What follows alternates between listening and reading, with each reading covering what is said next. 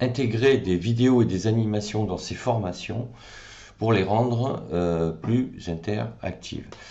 Alors, on sait tous que ce qui est le plus difficile dans une formation, c'est de maintenir l'attention des stagiaires.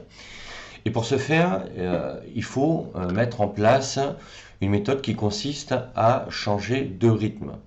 Et pour changer de rythme, ce qu'il faut, c'est éviter de faire, par exemple, même si c'est des formations en ligne, donc sous forme de vidéo, de faire une vidéo d'une demi-heure avec juste de la théorie qui va expliquer comme ça et dérouler un PowerPoint en expliquant un concept, un principe sur un sujet déterminé. L'idée, c'est d'intégrer des images, mais animées, de créer des petites animations justement pour maintenir l'attention, capter l'attention. Et c'est en fait de conjuguer une partie avec du texte, donc en général dans les 5-10 premières minutes, puis commencer à intégrer des images animées qui vont faire changer de rythme et reprendre l'attention comme ça du stagiaire. Et à partir de là, reprendre avec du texte, puis essayer d'insérer une vidéo, mais avec un format très court, une vidéo de 30 secondes, 1 minute maximum.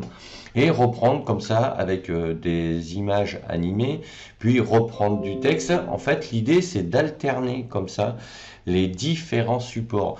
Alors évidemment, quand on utilise des images, il faut également intégrer du texte, mais de manière synthétique. C'est-à-dire qu'il faut que d'une part, l'image représente bien le sujet du thème, et ensuite, il faut que le texte que l'on intègre pour expliciter l'image soit vraiment très synthétique, que ce soit un mot ou un groupe de mots essentiellement, puisque à partir de ce moment-là, on n'aura pas de texte détaillé.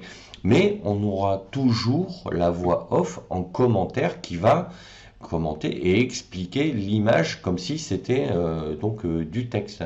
Donc le formateur, à ce moment-là, il doit maîtriser parfaitement son sujet en sachant que s'il utilise PowerPoint, il va pouvoir lui être en mode formateur justement, c'est-à-dire qu'il va pouvoir lire ses commentaires sans que le stagiaire le voit. Le stagiaire ne verra que ce que le formateur veut afficher sur le cours.